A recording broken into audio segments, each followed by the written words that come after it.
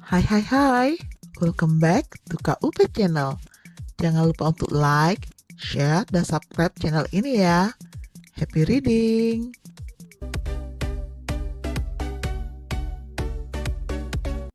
Mr. D, Other Side. Chapter 1. Awal semuanya. Menikahinya adalah kesalahan pertama yang aku perbuat dalam hidupku. Seharusnya aku tidak boleh mengorbankannya demi anak-anakku. Tapi tangisan Azura meluluh lantakkan prinsipku yang ingin berpegang teguh dengan cinta pertamaku. Andaikan aku abaikan semua buliran air mata putriku dan terus berpegang pada keegoisanku, aku tidak akan pernah berada dalam posisi sulit seperti ini.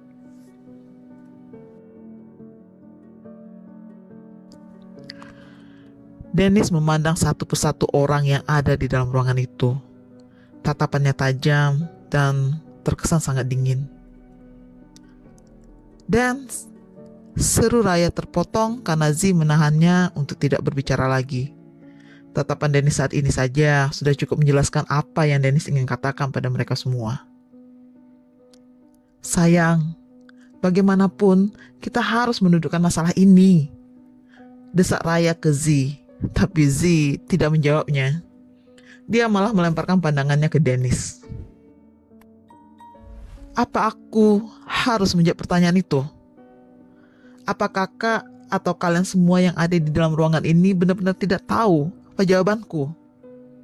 Suara Dennis terdengar berat. Tidak hanya voice-nya yang berat, tapi makna dari setiap penekanan katanya yang juga benar-benar berat. Sudah aku bilang kan? Seru Z pada Raya. Raya pun menghela nafasnya dengan berat. Dia pun sebenarnya tidak ingin menjodoh-jodohkan Dennis seperti ini. Karena hanya orang gila saja yang tidak tahu betapa besar cinta Dennis pada Anne Mary. Raya adalah saksi betapa besarnya cinta Dennis ke Anne Mary. Tapi situasinya sudah sangat berbeda sekarang. Anne sudah tidak ada. Dan Dennis tidak boleh terus-menerus seperti orang gila yang kehilangan akal. Dennis punya tanggung jawab pada si kembar, Saka dan Azura. Terlebih lagi, kondisi Azura saat ini sangat memprihatinkan. Dan hanya Natalie seorang yang bisa membuatnya kembali menjadi anak normal. Apa karena keegoisan cintanya, Dennis sanggup mengorbankan Azura? Apa Anne tidak akan menangis darah di alam sana melihat Dennis yang mensia-siakan putri mereka? Anne pasti akan sangat setuju jika Dennis menikah lagi dan memulai kehidupan yang bahagia pasca kepergiannya. Ini bukan permintaan kami, Dennis. Ini adalah permintaan Saka dan Azura. Lihatlah ini. Raya pun menyerahkan handphonenya pada Dennis. Di handphone itu terdapat 2 buah video. Satu video dari Saka dan satu video dari Azura. Dennis memutar video itu satu persatu. Di video pertama, Dennis melihat anak tertuanya, yakni Saka, sedang duduk di anak tangga. Bocah itu sepertinya memang mempersiapkan video ini khusus untuknya. Dennis membesarkan volume video itu agar ia bisa mendengar dengan jelas apa yang Saka katakan. Semua orang di dalam ruangan itu pun ikut khusyuk mendengarkan suara Saka. Hai, Papa. Maaf, aku tidak berani mengatakan ini langsung pada Papa. Tapi, sebagai anak tertuamu, aku minta satu hal padamu, Pa. Please, lamarlah Miss Natalie dan jadikan dia sebagai ibu sambung bagiku dan Azura. Kau mungkin tidak membutuhkan Miss Natalie, tapi Azura membutuhkannya, Papa. Demi aku dan Azura aku mohon, lamarlah Miss Natalie. Jangan sampai kita menyesal kemudian hanya karena kau terlalu menutupi dirimu. Kita lakukan ini demi Azura. Bocah itu terlihat seperti sedang menahan air mata di kedua matanya. Semua orang yang menonton video Saka pasti sangat tahu kalau Saka juga tidak menginginkan hal ini. Tapi Saka tidak sanggup melihat kondisi Azura dari waktu ke waktu yang kian kosong karena kehilangan sosok seorang ibu. Video itu pun berakhir. Dennis menarik nafas dalam-dalam sebelum memutar video yang berikutnya. Video kedua ini berisi bagaimana Azura yang sedang bersusah payah membuat ramuan penghilang ingatan untuk pria yang sedang mengejar Natalie, serta ramuan cinta yang dia akan berikan untuk Dennis dan Natalie. Sebegitu inginnya Azura Natalie menjadi ibunya. Karena hanya di dalam diri Natalie, Azura bisa menemukan sosok ibunya, yakni Anne-Marie. Sejak awal bertemu Natalie, Azura sudah merasakan kehangatan Anne-Marie pada wanita itu. Dan kehangatan itulah yang membuat Azura di alam bawah sadarnya menganggap Natalie sebagai ibunya. Kini, bocah kecil itu benar-benar menganggap Natalie sebagai ibunya, sehingga dia sampai rela melakukan berbagai eksperimen gila untuk mempersatukan Dennis dan Natalie. Pasca kematian Anne-Marie, Azura memang sangat terguncang mentalnya. Dia bahkan sampai tidak bisa bicara karena saking syoknya dengan kabar kematian sang ibu. Dan kini muncul sosok Natalie yang penuh cinta kasih yang dengan keikhlasannya pelan-pelan menyembuhkan sakit psikis yang Azura alami. Sehingga wajar saja jika semua orang di dalam keluarga Hadate ini mendorong Dennis untuk menikahi Natalie demi kesehatan psikis Azura. Video itu pun berhenti berputar. Air mata tertahan di kedua mata Dennis sebab ia baru saja melihat betapa sakitnya psikis putrinya saat ini.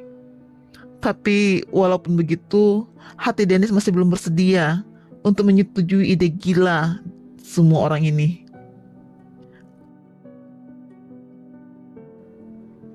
Kau paham sekarang, Dennis? Mengapa aku dan yang lainnya memintamu untuk menikahi Natalie? Ini bukan hanya untuk dirimu, tapi untuk si kembar. Untuk kewarasan Azura. Apa kau sanggup membiarkan Azura terus-terusan seperti ini, Dance? Please, menikahlah, Dance. Pujuk Raya.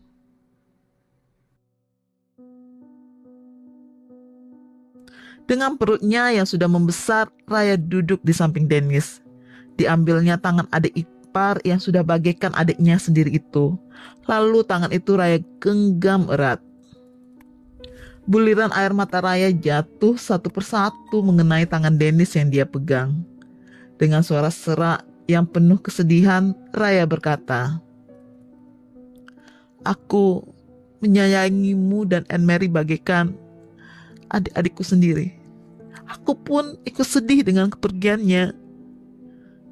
Aku sama terpukulnya seperti dirimu dan si kembar. Tapi Dance, hidupmu tidak harus berhenti karena semua itu. Apa kau kira Anne akan senang melihat dirimu yang sekarang ini? Sebagai sesama wanita, istri dan juga ibu, aku rasa apa yang aku inginkan saat ini untukmu juga sama dengan apa yang Anne-Marie inginkan. Menikahlah, Dance. Simpan kisahmu dan Anne-Marie jauh di dalam hatimu. Sudahi semua duka ini. Mulai lembaran baru. Izinkan dunia memberikan kesempatan kedua pada dirimu dan si kembar." Air mata Raya kali ini jatuh lebih deras dari sebelumnya. Hatinya juga sangat berat meminta Dennis untuk menikah lagi. Tapi kalau bukan dia yang bertindak, siapa lagi? Semua pria di keluarga Hadate ini memang sangat lemah di depan cinta mereka. Mereka bahkan rela hidup hanya dengan kenangan sang istri. Lihatlah kakek Adrian contohnya, yang sama sekali tidak pernah mencari pengganti nenek Zoya. "Kak, maafkan aku. Aku tidak bisa," jawab Dennis yang kini ikut meneteskan air matanya. Mungkin orang-orang akan berpikir Dennis sangat keras kepala atau berhati batu, karena sama sekali tidak tergerak setelah apa yang dia lihat tadi. "Kau egois, Dan. Kau hanya melihat dirimu dan dukamu. Kau tidak melihat duka anak-anakmu. Haruskah Azura menjadi korban keegoisanmu, baru kau sadar bahwa kau terlalu egois pada mereka?" Sentak Raya yang langsung melepaskan tangan Dennis. Raya terpaksa berkata sedemikian kejam pada Dennis demi keponakannya.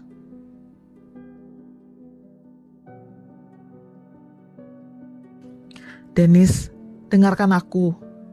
Raya benar. Berhentilah berpikir hanya tentang apa yang kau rasakan. Pikirkan anak-anakmu. Mereka butuh figur seorang ibu. Dan Natalie yang paling bisa mengisi kekosongan yang ditinggalkan Anne. Natalie bukan menggantikan posisi Anne, Dance. Tapi Natalie mengisi ruang kosong di hati anak-anak pasca ibu mereka tidak ada. Tambah Lea. Please, tolong. Aku mohon pada kalian semua. Please, jangan paksa aku untuk melakukan apa yang aku tidak ingin untuk aku lakukan. Dan untuk si kembar, aku akan berusaha lebih baik lagi. Aku akan menjadi ayah sekaligus ibu untuk mereka berdua. Kalian semua tidak perlu khawatir. Aku pasti bisa menjalankan dua peran itu dengan baik. Dennis pun meninggalkan ruangan itu. Bagaimana ini? Dia menolaknya mentah-mentah, ujar Ansel.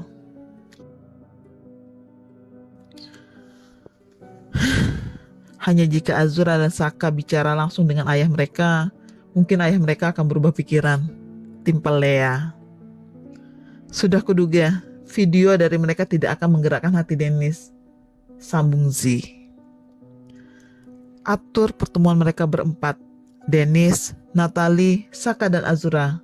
Biar mereka bicara dari hati ke hati. Tambah Raya.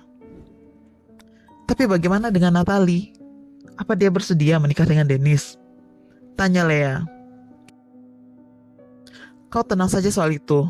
Aku sudah tanya langsung dengan Natalie. Dia sama sekali tidak keberatan. Jawab Raya. Kalau begitu, kita harus segera atur pertemuan itu. Makin cepat, makin baik. Ujar Z. Lalu tiba-tiba, jangan libatkan anak-anak. Kalian atur pertemuanku dengan Natalie. Aku ingin bicara empat mata dengannya sebelum pernikahan ini dilakukan. Potong Dennis yang tiba-tiba kembali ke ruangan itu. Jadi kau setuju, Dance? Sorak Raya tidak percaya. Papa setuju, jawab Saka yang muncul dari balik tubuh tegap Dennis. Papa akan menikahi Miss Natalie, tambah Azura yang juga muncul dari balik tubuh Dennis. Rupanya saat Dennis keluar dari ruangan itu, Saka dan Azura sudah menunggunya di depan pintu. Dengan segala pujuk rayu mereka plus dengan air mata, akhirnya Dennis bersedia mengabulkan permintaan Saka dan Azura. Namun sebelum itu ada hal yang ingin dia bicarakan dengan Natalie berdua.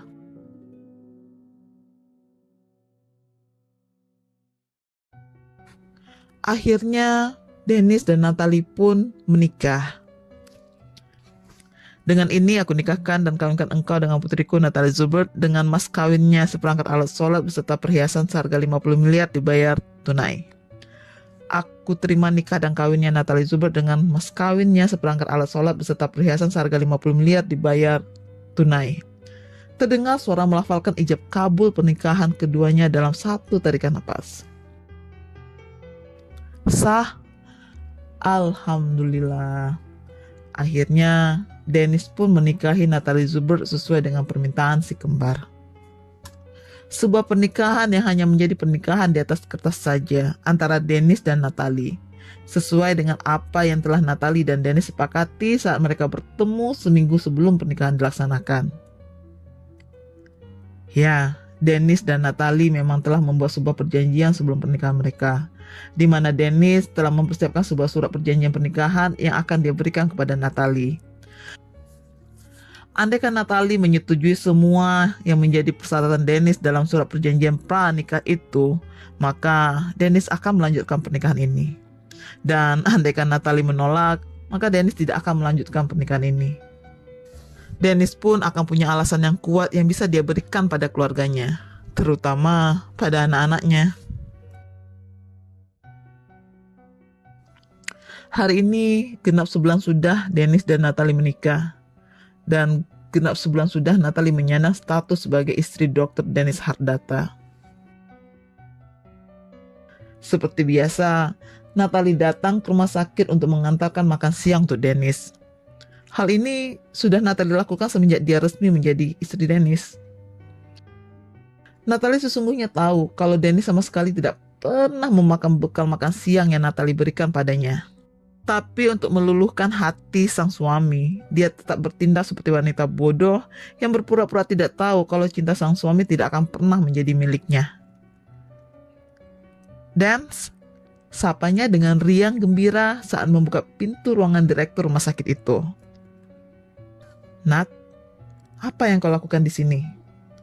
Tanya Dennis dingin seperti biasanya. Seperti biasa, jawab Natalie sambil mengangkat bekal makan siang yang dia bawakan. Natalie pun dengan santai masuk ke dalam ruangan Dennis.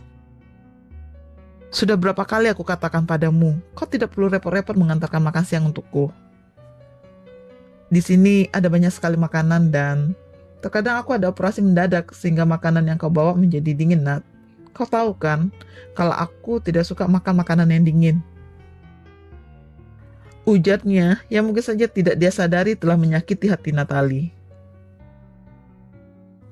Tapi Natalie yang sedang memperjuangkan cintanya pada Dennis tentunya tidak akan menghiraukan goresan-goresan kecil yang telah penuh di hatinya. Dia sudah bertekad untuk mengalahkan kearoganan sang dokter jenis ini.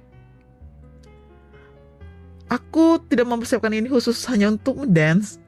Aku itu tadi masak untuk anak-anak dan kan ada sisanya, makanya aku bawa ke sini. Seolah tidak peduli dengan sikap tidak welcome-nya Dennis, Natalie tetap mempersiapkan makan siang Dennis.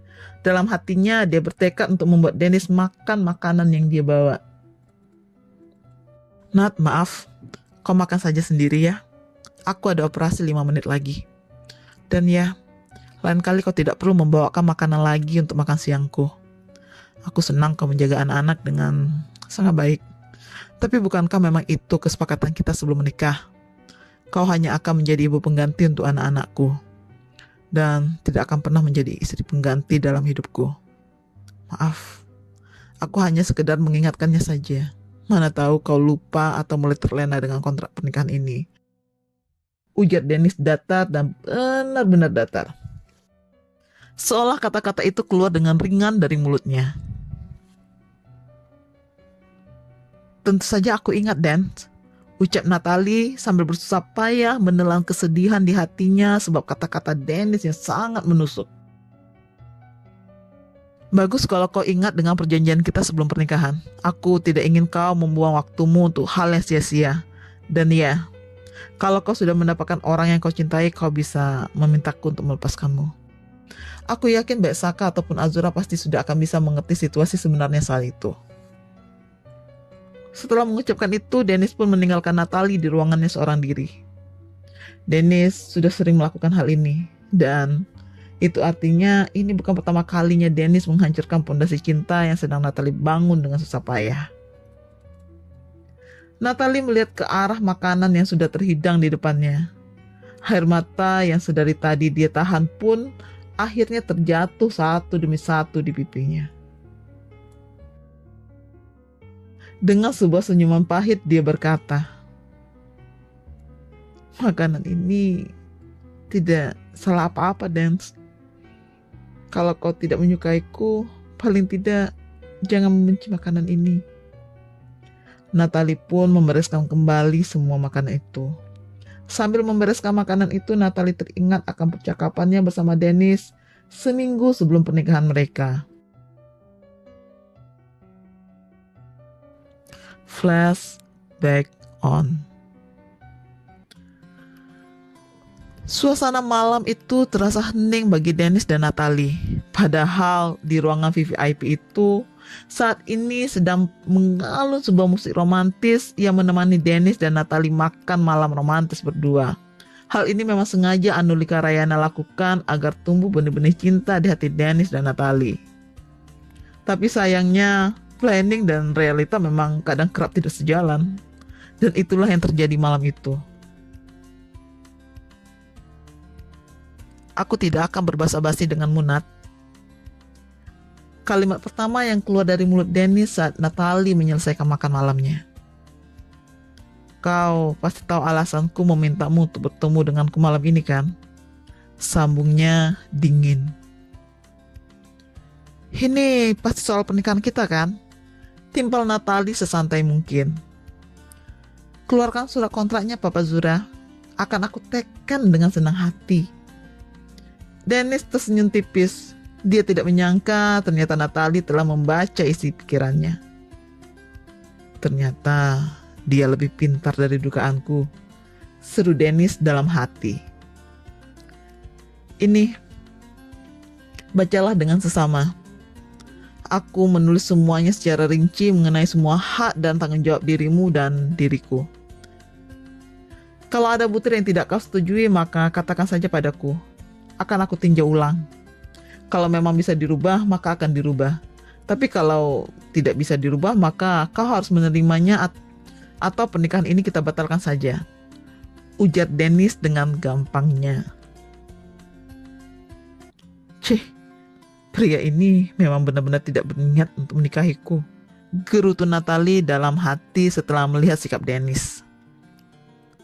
Namun, mau bagaimana lagi? Dia sudah terlanjur jatuh cinta pada papanya Azura dan Saka ini. Selain itu, dia juga sudah kadung mencintai Azura dan Saka seperti anak-anaknya sendiri. Jadi, walaupun semua butir yang Dennis tulis di dalam surat perjanjian kontrak pernikahan itu terasa tidak masuk akal, Natalie terpaksa menyanggupi semuanya tanpa ada bantahan satupun. Tidak perlu, aku setuju. So, kau tidak perlu bersusah payah merubah isi kontrak ini. Di mana aku harus sign? Tanya Natalie yang tidak ingin memperlihatkan perasaannya yang sebenarnya pada Dennis. Mendengar Natalie berkata begitu, spontan Dennis menarik kembali surat kontrak yang dia berikan kepada Natalie. Lalu Dennis membaca surat kontrak itu dengan sesama. Apa aku salah kasih surat kontrak ya? Batin Dennis. Takut kalau dia salah kasih surat kontrak nikah pada Natalie. Tapi setelah Dennis baca dengan seksama, ternyata tidak ada yang salah dari surat kontrak nikah itu. Setiap butir perjanjian nikah yang tertulis di dalamnya persis seperti apa yang dia inginkan. Tidak ada satupun yang meleset atau salah tulis sehingga menimbulkan makna yang ambigu. Kau yakin? Apa kau tidak ingin membacanya berulang kali? Tanya Dennis pada Natalie saking herannya. Coba kau lihat butir ini.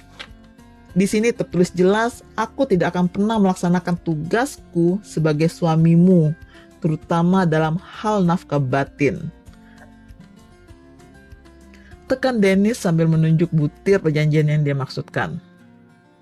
Dia tidak ingin nanti akan ada masalah di kemudian hari. Jangan sampai Natalie beralasan kalau dia tidak melihat butir itu. Aku sudah baca itu dan aku tidak keberatan, jawab Natalie dengan santai. Kau sehat, Natalie? Tanya Dennis yang jadi meragukan kesehatan mental Natalie. Kau adalah dokter pribadiku kan, Dr. Dennis Hardata? Kaulah yang lebih tahu aku ini sehat atau tidak. Jawab Natalie yang berhasil membuat Dennis jadi pusing sendiri. Sudah. Kalau begitu kau tanda tangan di sini. Jangan lupa kena materai-nya. Ujar Dennis pada akhirnya. Usai menandatangani surat itu, Natalie pun pergi. Pergi dengan sejuta perasaan sedih di dalam hatinya.